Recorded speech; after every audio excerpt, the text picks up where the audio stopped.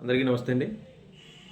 So Palnadu జిల్లా దాచేపల్లి మండలం తంగెడి గ్రామంలో వైఎస్ఆర్ కాంగ్రెస్ పార్టీకి అనుకూలంగా పనిచేస్తున్నాడని చెప్పేసి ఒక కార్యకర్తని పోలీసులు తీసుకెళ్ళి పోలీస్ స్టేషన్లో వాళ్ళ తండ్రి గారి ముందే కొట్టడం జరిగింది.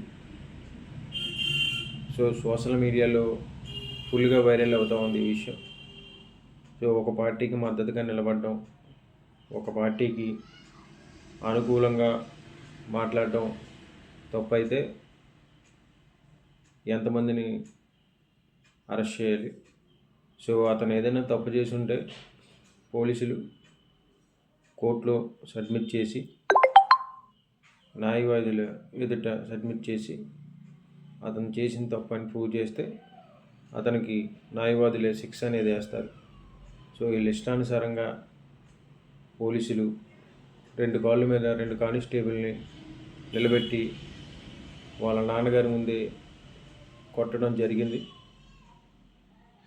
సో కొంతమంది పోలీసుల వల్ల ఏం జరుగుతూ ఉందంటే, కొంతమంది పోలీసులకి ఒకరిద్దరు చేసిన పనుల వల్ల పోలీసులందరికీ కూడా సర్టిఫికేట్ వచ్చే విధంగా ఇలాంటి పనులు చూసినప్పుడు ఉంది. సో కూటమి ప్రభుత్వం ఏర్పడిన దగ్గర నుంచి కూడా వైఎస్ఆర్ కాంగ్రెస్ పార్టీ కార్యకర్తలు, నాయకుల మీద కేసులు, దాడులు నిత్యం ఏదో ఒక మూలన జరుగుతూనే ఉంది. సో ఇది చాలా అతి దారుణమైనటువంటి ఘటన.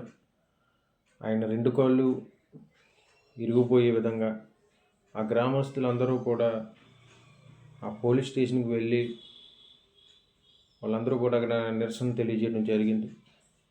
సో అతను చెడ్డవాడై ఉంటే ఖచ్చితంగా ఆ గ్రామస్తులు ఎవరు కూడా అతని వద్దకి వెళ్ళేవారు కాదు. దీన్ని బట్టి మనం అర్థమవుతోంది. సో వీళ్ళు కక్ష తీర్చుకోవడానికి పోలీసుల్ని అడ్డం పెట్టుకొని అతన్ని చిత్రవదకి గురి చేయడం అనేది జరిగింది. సో అలాగే నిన్న కడప జిల్లాలో 3 ఏళ్ల చిన్నారిని అత్యాచారం చేసి చంపేసి ఒక దుర్మార్గుడు ముళ్ళ పొదల్లో పాడేసిన ఘటన కూడా జరిగింది. సో కూటమి ప్రభుత్వం ఏర్పడిన దగ్గర నుంచి కూడా శాంతి భద్రతలు ఏ విధంగా ఉన్నాయో రాష్ట్ర ప్రజలందరూ కూడా అందరూ గమనిస్తూనే ఉన్నారు. సో వీళ్ళు ఇచ్చినటువంటి సూపర్ 6 పథకాల్ని ప్రశ్నించిన, వీళ్ళకి ఆపోజిట్గా మాట్లాడిన వాళ్ళని ఏదో ఒక విధంగా అణిచివేతకి గురి చేస్తున్నటువంటి పరిస్థితులే ఎక్కువగా కనిపిస్తూ ఉన్నాయి. సో రేపు మహానాడు కూడా కడప జిల్లాలోనే పెట్టాలని చెప్పేసి తెలుగుదేశం నుంచి అప్డేట్ అయితే తెలుస్తూ ఉంది.